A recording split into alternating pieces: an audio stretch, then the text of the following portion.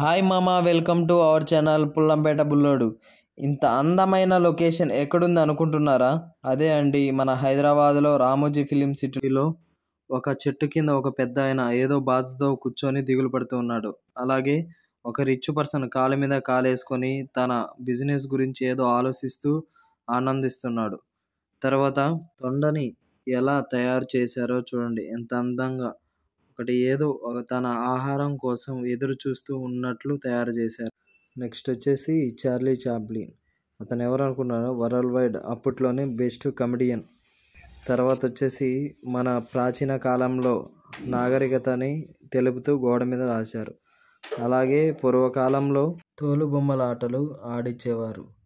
ఆ తోలుబొమ్మల ఆటలు చూడడానికి మన వాళ్ళ పూర్వీకులు కాలనడకన నడుచుకుంటూ ఎంత దూరం ఉంటే అంత దూరం కాలనడకతో వెళ్ళేసి ఆ తోలుబొమ్మల వాటిని చూడడానికి మన వాళ్ళు వెళ్ళేవాళ్ళు. తర్వాత సినిమా తీయడానికి ఈ వస్తువులు వచ్చాయి. అలాగే ఈ లొకేషన్ అనేది ఎంత బ్యూటిఫుల్గా అరేంజ్ చేశారో చూడండి. రామోజీ ఫిలిం సిటీ అంటేనే ఒక మాయాలోకం అన్నమాట.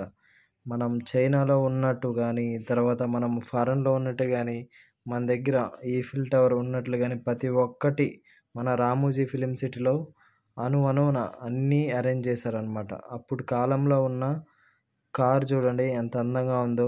అప్పుడుకున్న టెక్నాలజీకి ఇప్పుడున్న టెక్నాలజీకి పోల్చుకుంటే అసలు తేడానే లేదు. అప్పుడు కాలంలోనే మంచి టాలెంట్ పర్సన్స్ ఉండేవాళ్ళు.